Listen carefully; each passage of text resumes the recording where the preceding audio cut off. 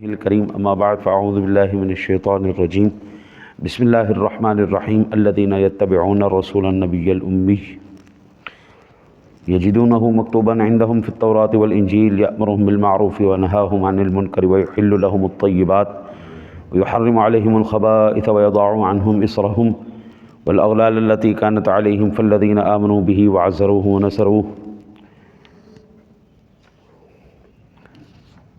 واتبعوا النور الذي انزل معه اولئک هم المفلحون۔ اور جو اس عظیم رسول نبی امی کی پیروی کریں گے جس کو وہ اپنے پاس تورات اور انجیل میں لکھا ہوا پاتے ہیں، جو ان کو نیکی کا حکم دے گا اور برائی سے روکے گا، جو ان کے لیے پاکیزہ چیزوں کو حلال کرے گا اور ناپاک چیزوں کو حرام کرے گا، جو ان سے ان کے بوجھ اتارے گا اور ان کے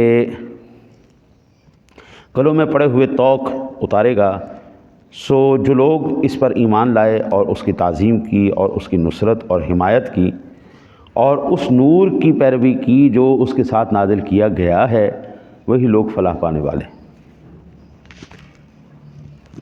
اللہ وحدہ لا شریک نے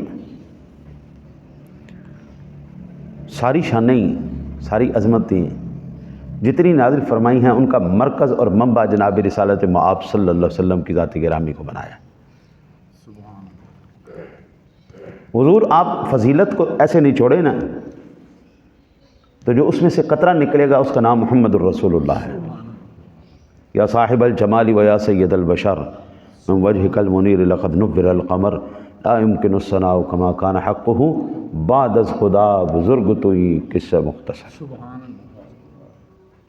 فضیلتوں کو نچوڑ دیں، جو اس کا آپ مرقع نکالیں گے، جو اس کا آپ عرق نکالیں گے، جو مرکزی نقطہ ہوگا فضیلت کا، اس کا نام محمد الرسول اللہ صلی اللہ علیہ وسلم۔ یہ آیہ مبارکہ تو ایک ہے، لیکن اس میں 9 میرے مصطفیٰ کریم صلی اللہ علیہ وسلم کی فضیلتیں بیان کی گئیں۔ آیت ایک ہے، فضیلتیں 9 بیان کر دی گئیں۔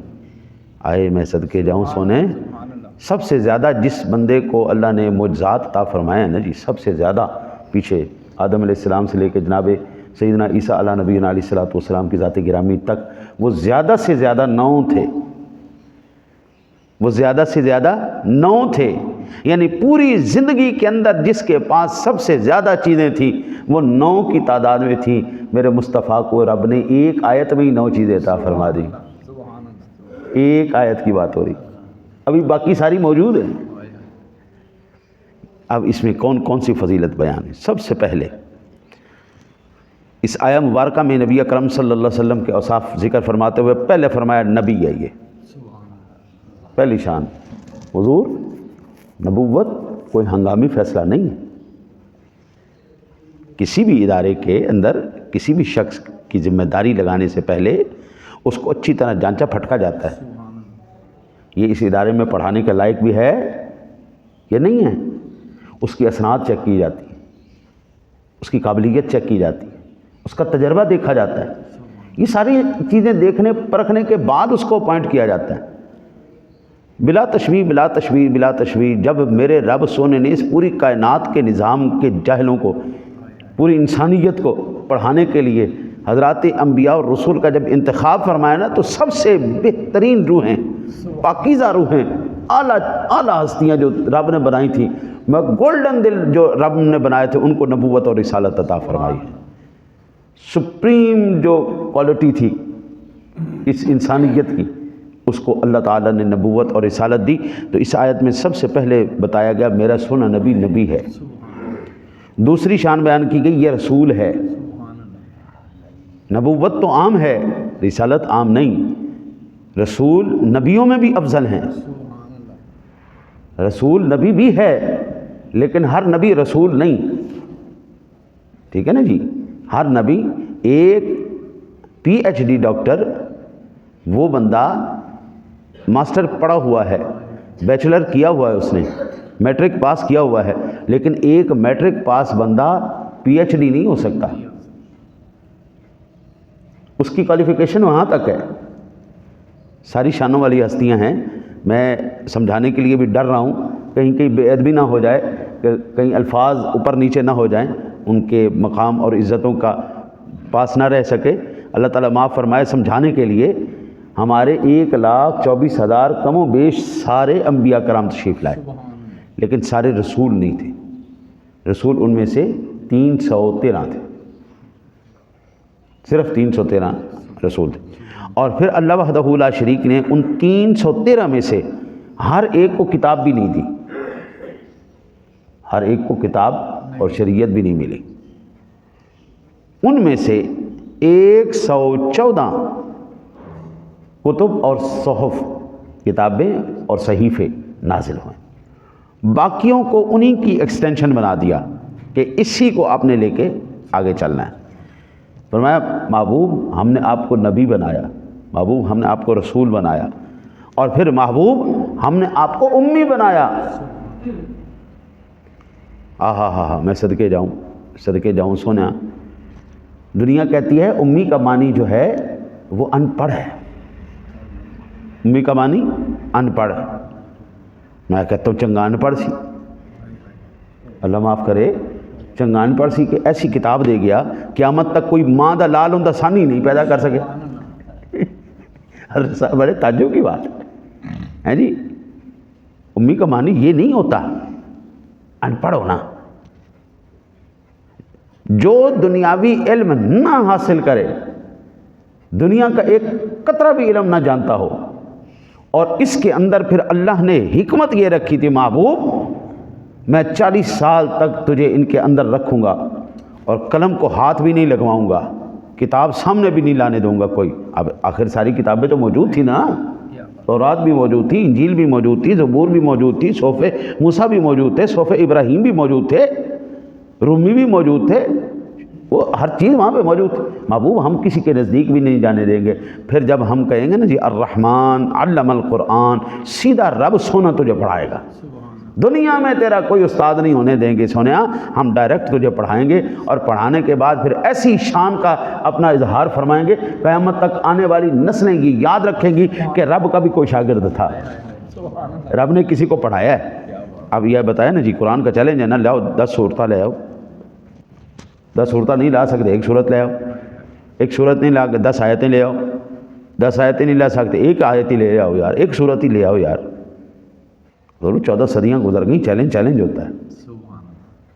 جو دنیا راکٹ لے کے چاند پہ پہنچ گئی، لاکھوں کروڑوں نوری سال کے فاصلے طے کر کے انہوں نے کہکشائیں گلیکسیوں پار کر چھوڑیں، بھئی دنیا کے اتنے لاکھ نوری سال کے فاصلے پر یہ چیز کھڑی ہے، یہ چیز کھڑی ہے جناب، انسان کے اندر یہ ہے جناب، آج ماں کے پیٹ کے اندر جو بچہ ہے وہ بھی جناب سائنس بتا سکتی ہے بیٹا ہے کہ بیٹی ہے، آج یہ بھی بتا سکتی ہے، ایکس رے کر کے یہ بھی بتا سکتی تیرے دماغ کے اندر کیڑا ہے، یہ ٹھیک ہے تیرے دماغ، تیرے دل کے اندر نالیاں ڈال کے وہ یہ بھی بتا سکتی ہے کہ تیرے دل کے اندر سوراخ ہے یا نہیں ہے، اس کی نالیاں ٹھیک ہیں یا نہیں ہیں، وہ آندرے نکال کے جناب اس کی آپریشن کر سکتی ہے۔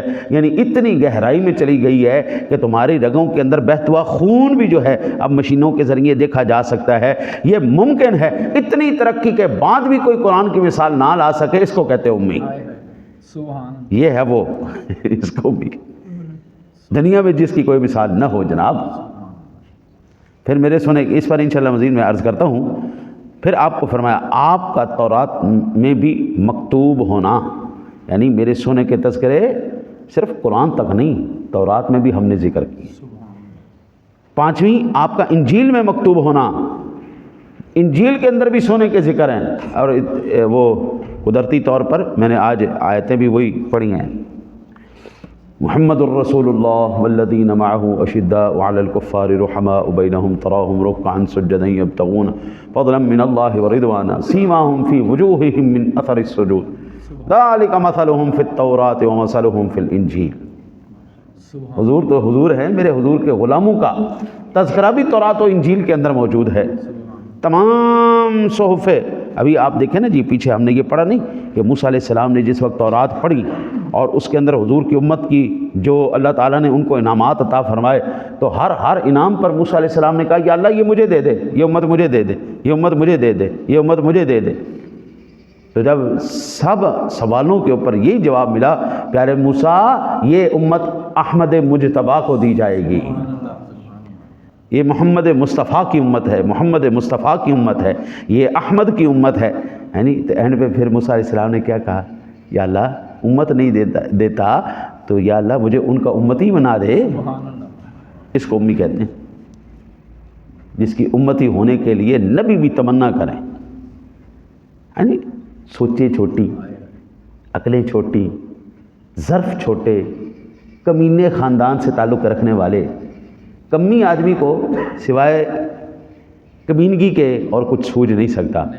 خاندانی آدمی ہمیشہ خاندانی بات کرے گا۔ ایک بڑا آدمی، ایک ظرف والا آدمی، ایک نسلی آدمی، اللہ میاں صاحب کی بات ہے، آئی نیچاں دی اشنائی کھلوں فیض کسے نہیں پایا کہ کرتے انگور چڑھایا گچھا زخمایا۔ نیچ آدمی نیچی سوچ رکھے گا۔ تہاڈی نسلاں دا پتہ کوئی نہیں، تہاڈے خانداناں دا پتہ کوئی نہیں، تسی گل کردے ہو جناب رسالت مآب صلی اللہ علیہ وسلم دی ذات گرامی تے، اعتراض کردے ہو حضور دی ذات تے۔ حضرت یہ قرآن ہے، ایک ایک آیت میں 9 فضیلتیں میرے مصطفیٰ کی بیان کر دی گئیں۔ کہا محبوب ہم نے آپ کو نبی بنایا، محبوب ہم نے آپ کو رسول بنایا، محبوب ہم نے آپ کو امی بنایا، محبوب آپ کا ذکر ہم نے تورات میں لکھا، محبوب ہم نے آپ کا ذکر انجیل میں لکھا، محبوب کا ذکر قرآن پاک کے اندر ہے۔ حضرت سیدنا آدم علیہ نبی علیہ الصلوۃ والسلام سے پوچھا گیا پیارے آدم آپ کو کیسے پتہ چلا یہ جو آپ نے مجھ سے توبہ کی ہے؟ فتلقى آدم من ربہ کلمات فتاب علیہ، یہ جو تُو نے کلمات کہے ہیں یہ تجھے کہاں سے پتہ چلے، کیسے پتہ چلا؟ اس کا وسیلہ دوں گا تو میری دعا قبول ہو جائے گی۔ عرض کی مولا جس وقت تو نے مجھے پیدا کیا تو میں نے نگاہیں آسمان کی طرف اٹھائیں تو تیرے نام کے ساتھ ایک نام لکھا ہوا تھا، میں جانتا تھا کہ یہی وہ نام ہے جس نام کے صدقے میری توبہ قبول ہو سکتی ہے۔ حضور جنت کا کوئی ایسا درخت نہیں جس پر حضور کا نام نہیں، جنت کوئی پتہ ایسا نہیں جس پر حضور کا نام کوئی نہیں، جنت کی کوئی ایسی حور نہیں جس کے ماتھے کے اوپر میرے مصطفیٰ کا نام نہیں، غیلمانوں کے ماتھوں کے اوپر مورے لگی ہوئی ہیں، غلام مصطفیٰ ہے۔ آسمان و زمین کے اندر، اس کائنات عالم کے اندر حضرت کسی اور کو یہ اعزاز نہیں دیا گیا، صرف ایک ہی شخصیت آئی ہے جس کو کہا گیا وما ارسلناک الا رحمۃ للعالمین۔ یہ ٹائٹل رب نے اپنے لیے رکھا ہے، الحمدللہ رب یہ عالمین کا رب ہے، اور کسی اور کو نہیں کہا، صرف ایک ذات جس کے بارے میں کہا وما ارسلناک الا رحمۃ للعالمین۔ محبوبہ جہاں تک میری ربوبیت ہے وہاں تک تیری رحمت رکھوں گا۔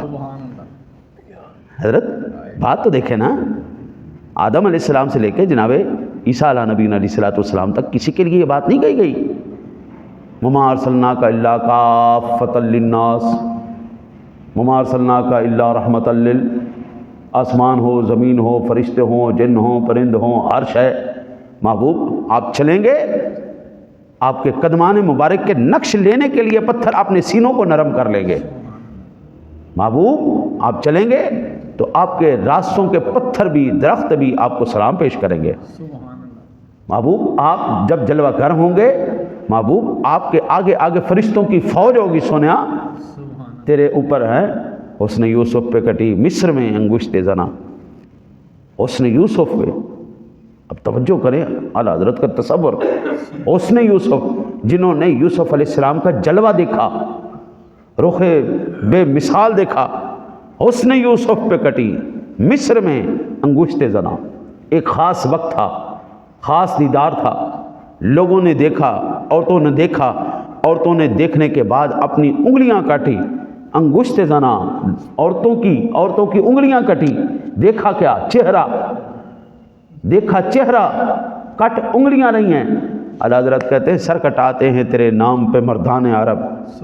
سونیا چہرہ نہیں ہے، ابھی صرف نام ہے تیرا، اور انگلیاں نہیں ہیں، سر کٹاتے ہیں تیرے نام پہ، ادھر ہے چہرہ۔ ہاں جی، حسن یوسف پہ کٹی مصر میں انگشت زنا، عورتوں کی انگلیاں کٹی۔ دیکھا کیا؟ چہرہ یوسف۔ ادھر محبوب چہرہ نہیں دیکھا، نا، سر کٹاتے ہیں تیرے نام پہ مردان عرب۔ محبوبہ نام تیرا ہے، عرب کے مردوں کے سر کٹ رہے ہیں تیرے نام۔ میں کہتا ہوں حضرت جی عرب کے ہی نہیں، عرب و عجم کے، اس پاکستان کے بھی تمام مردوں کے سر محبوب آج بھی تیرے نام پہ کٹ رہے. وہ خاص کیفیت تھی ختم ہو گئی، وہ ایک خاص جلوہ تھا ختم ہو گیا، وہ عورتوں کا قصہ تھا ختم ہو گیا. لیکن محبوب تیرا جلوہ آج بھی اپنا جو ہے وہ جلوہ دکھا رہا ہے. سنا تیرا نام آج بھی اسی طرح جلوہ گر ہے. فرمایا محبوب تیری چھٹی شان امر بالمعروف کرنا اور نہی عن المنکر کرنا. محبوب تیری ساتویں شان پاکیزہ چیزوں کو حلال اور ناپاک چیزوں کو حرام کرنا. دنیا کا دماغ خراب ہو گیا، کہندی حضور دے چاڑ نال کچھ نہیں ہوندا. قرآن کہندا محبوبہ اسی تینوں حلال دا بھی اختیار دے دیتا ہے، تینوں حرام دا اختیار دے دیتا ہے. جو تیرا دل کرے حلال کر، جو تیرا دل کرے حرام کر. حضور نبی اکرم صلی اللہ علیہ وسلم کے پاس بیٹھے ہوئے عرض کی یا رسول اللہ، آپ سرکار نے حج کا ذکر فرمایا تو بھائی حج فرض ہے کرو بھائی. ایک بولیا یا رسول اللہ ہر سال. حضور چپ رہے. پھر بولے ہر سال. حضور پھر چپ رہے. پھر بولے ہر سال. آپ جلال میں آگے فرمایا اوے اللہ کے بندے، اگر میں کہہ دوں ہر سال تو اللہ نے ہر سال فرض کر دینا تھا اور تم اس کی استطاعت نہیں رکھتے. کہاں سے ہونا تھا تمہارے پاس؟ ہر سال کون حج کر سکتا ہے؟ اس لیے جتنا کہہ دوں بس اتنا کافی ہے. اللہ اکبر. حضور کے سامنے ذکر ہو رہا ہے، آپ سرکار ذکر فرما رہے اور خواتین سے خطاب فرما رہے بھائی جس کے 3 بچے فوت ہو جائیں اس کو اللہ تعالیٰ جنت، وہ اس پر صبر کرے اللہ تعالیٰ اس کو جنت عطا فرمائے گا. ایک عورت بولی یا رسول اللہ جس کے 3 نہ ہوں 2 ہو جائیں تو آپ نے فرمایا اللہ اس کو بھی دے دے گا. حضور کہہ نہیں سکتے تھے نہیں بھائی 3 بھائی نہیں فرمایا نہیں 2 والی کو بھی مل جائے. ایک بولی یا رسول اللہ 1 والی کا نہیں، 1 والی کا نہیں. عرض کیا میرا آقا نے ارشاد فرمایا ہاں 1 والی کو بھی مل جائے گا. تو اللہ کہتا ہے محبوب ہم نے آپ کو پاکیزہ چیزیں حلال کرنے، ناپاک چیزوں کو حرام کرنے کا بھی اختیار عطا فرمایا ہے. اور اس کے بعد اللہ وحدہ لا شریک 8ویں نمبر پر فرمایا ان سے بوجھ اتارنا جو ان کے سروں کے اوپر بوجھ تھے نا جی قبلہ. اللہ اکبر. وہ ساری پیچھے جو امتوں کے بوجھ تھے، جو ان کے اوپر پریشانیاں تھیں، تکلیفیں تھیں، سختیاں تھیں، محبوب کے صدقے اللہ نے سب سختیوں کو دور فرما. اس کا کل میں عرض کر چکا ہوں، آپ اس کو کل کے درس کو سماعت فرما لیجئے گا. اور 9ویں اور آخری جو اس آیہ مبارکہ میں ذکر ہوا ان کے گلے میں پڑے ہوئے طوق اتارنا. ہم نسل در نسل غلام تھے، ہماری نسلیں غلامی، صدیوں تک ہم نے غلامیاں دیکھی. اگر آ کے ان غلامیوں کے طوق توڑے ہیں تو میرے مصطفیٰ کی غلامی نے طوق توڑا. حضرت جی اعلیٰ حضرت کہتے ہیں اس نشانی کے جو سگ ہیں وہ مارے نہیں جاتے. آوارہ کتوں کو کمیٹی والی گولی مار دیتے ہیں یا زہر دے دیتے ہیں. اعلیٰ حضرت کہتے ہیں جس کتے کے گلے میں پٹا ہو اس کو کوئی گولی نہیں مارتا، کیونکہ پتہ ہوتا ہے کہ اس کتے کا مالک ہے جس نے اس کو پٹا ڈال کے رکھا ہوا ہے. اس کو کمیٹی والے کچھ نہیں کہتے. اعلیٰ حضرت کہتے ہیں وہ بندہ خدا غلامی رسول کا گلے میں پٹا ڈال لے دنیا کی غلامیوں سے آزاد ہو جائے گا. 1 پٹا ڈال لے گلے میں ساری غلامیوں سے آزاد ہو جائے گا. تجھے کوئی مارے گا نہیں. وہ جو کمیٹی جہنم کی کمیٹی والے ہیں وہ تجھے ماریں گے نہیں. قبر کی کمیٹی والے وہ تجھے ماریں گے نہیں. تیرے گلے میں مصطفیٰ کی غلامی کا توق ہوگا. ورنہ بھائی جو دنیا کے غلام ہو چکے ہیں حضور آپ دیکھ لیں وہ پھر دنیا کے ہی غلام ہیں. کمیٹی والے پھر چھوڑیں گے نہیں اس کو. قبر والے بھی ہیں جی، وہ کمیٹی جب اس کے سامنے پیشی ہوگی انہوں نے بھی حضور خوب طبیعت صاف کرنی ہے. پھر جب حشر کی کمیٹی کے سامنے پیشی ہوگی حضرت جی انہوں نے بھی خوب صفائی کرنی ہے. پھر جہنم والے جب آئیں گے اللہ ایک ایک محکمے کے سامنے جا جا کے آپ کو اپنی صفائیاں پیش کرنی پڑیں گی. لیکن چھٹکارا نہیں ہوگا. چھٹکارا ہوگا تو صرف غلامی رسول کی وجہ سے چھٹکارا ہوگا. حضور اس دنیا کے اندر بھی حضور کا غلام رسوا نہیں ہوتا، قبر میں بھی نہیں ہوگا، حشر میں بھی نہیں ہوگا، اور انشاءاللہ یہ ساری منزلیں طے کر کے جنت میں حاضر ہوگا. یعنی فقط اتنا سبب ہے انعقاد بزم محشر کا کہ ان کی شان محبوبی دکھائی جانی ہے. اللہ سے دعا اللہ آپ کو مجھے حضور کی سچی نسبت نصیب فرمائے. اللہم صلی